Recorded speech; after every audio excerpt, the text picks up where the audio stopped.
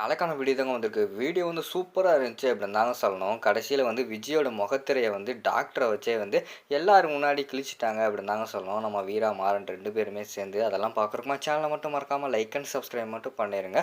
First எடுத்த உடனேவே வந்து விஜய் வந்து தர தரன்னு கைய பிடிச்சு வீட்டுக்குள்ள வந்து இழுத்துட்டு வர்ற மாரி தான் காட்டிக்கிட்டு இருக்காங்க. நம்ம மாறன் வந்து உள்ள இழுத்துட்டு வந்தவுடனே நாங்க ராமச்சந்திரன் வந்து திட்டுறாரு. "டேய் என்னடா வாயும் வயிறுமா இருக்கிற பிள்ளைய இப்படி தள்ளி விட்டுக்கிட்டு இருக்க?" அப்படிங்கிற மாரி சொல்லிக்கிட்டு இருக்காங்க. "எப்பா இன்னும் கொஞ்ச நேரத்தில உங்களுக்கு உண்மை தெரியத்தானே போகுது.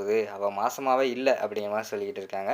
"ஏய் என்ன சொல்லிக்கிட்டு இருக்க? ஒரு பொம்பள புள்ள வந்து எதுல வேணா பொய் சொல்லுவா. ஆனா இந்த விஷயத்தில வந்து பொய் சொல்லவே மாட்டா." அப்படின்னு சொல்லிட்டு ராமச்சந்திரன் வந்து சொல்லிக்கிட்டு இருக்காங்க.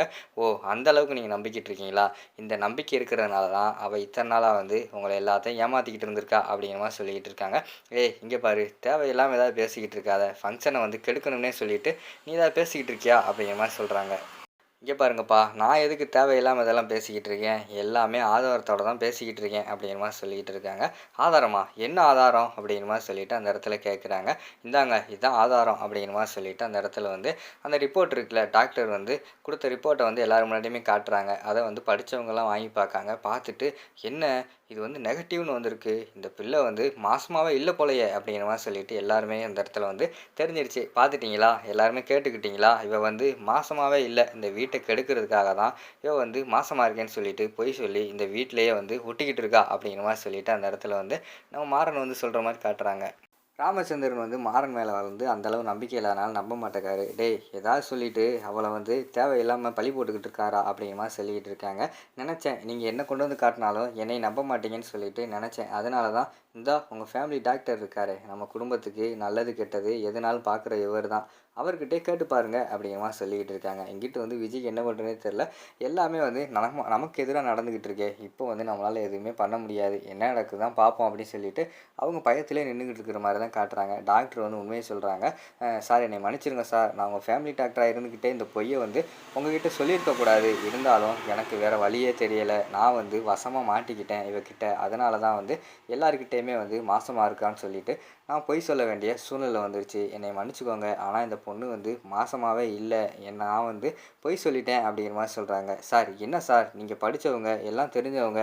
நீங்க உண்மையா இருப்பீங்கன்னு சொல்லி தான் உங்ககிட்ட எல்லா மக்களுமே வந்துகிட்டு இருக்காங்க. அப்படி இருக்கும்போது நீங்களே இப்படி பொய் சொல்லிக்கிட்டு இருக்கீங்களே அப்படின்னு சொல்லிட்டு ராமச்சந்திரன் வந்து டாக்டர போய் திட்டுறாங்க. சார் என்னோட சூழ்நிலை அப்படி. அது சொன்னா உங்களுக்கு புரியாது. நான் வந்து வசமா மாட்டிக்கிட்டேன். அதனால தான் இப்படியெல்லாம் பண்ணேன். என்னையும் பிளாக்மெயில் பண்ணி இந்த பொண்ணு பண்ண வச்சுருச்சு அப்படிங்கிற மாரி சொல்றாங்க.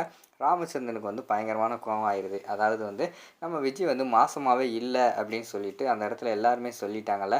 அவருக்கு வந்து உண்மை தெரிஞ்சு போயிருது. இவ மாசமா இல்ல அப்படின்னு சொல்லிட்டு பிடிச்சு திட்ட ஆரம்பிச்சுடுறாங்க. "என்ன விஜி, நான் வந்து உன்னைய பாவம்ன்னு சொல்லிட்டு உங்க அப்பாவுக்கு பாவம் பண்ணதுக்காக வந்து அப்பா இல்லாம இருக்காளே அப்படின்னு சொல்லிட்டு இந்த வீட்ல வந்து எல்லாத்தையுமே ஏற்பாடு பண்ணி உனக்கு வந்து இந்த வீட்டோட மருமக அப்படின்னு சொல்லிட்டு அந்தஸ்தெல்லாம் குடுத்தா, நீ இப்படியா என்னை ஏமாத்திக்கிட்டு இருக்க? இதுக்கு மேல வந்து நீ இந்த வீட்லயே இருக்கக்கூடாது. இந்த வீட்ல இருக்கிறதுக்கு நீ தகுதியான ஆளே கிடையாது." அப்படிங்கிற மாரி சொல்லிட்டு திட்ட ஆரம்பிச்சுடுறாங்க.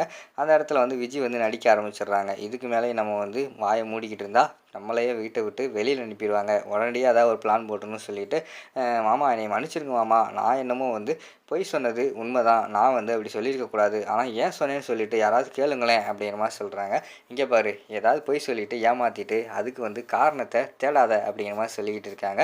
"நான் பொய் சொன்னதுக்கு காரணமே வந்து கார்த்தி மச்சான் தான்." அப்படிங்கிற மாரி சொல்றாங்க. "என்னது கார்த்தியா? கார்த்தி தான் பொய் சொல்றதுக்கு காரணமா?" அப்படின்னு சொல்லிட்டு எல்லாருமே ஷாக் ஆகுறாங்க. ஆமா கார்த்தி மச்சான் மட்டும் அன்னைக்கு வந்து இவள தாலி கட்டிட்டு கூட்டு வரலைன்னா, இந்நேரம் நான் பாட்டுல அமைதியா இருந்திருப்பேன்ல அப்படின்னு சொல்லிட்டு பிருந்தா வந்து கை காட்டுறாங்க. "என்ன சொல்ற?" அப்படின்னு சொல்லிட்டு அந்த இடத்துல வள்ளி வந்து கேட்குறாங்க.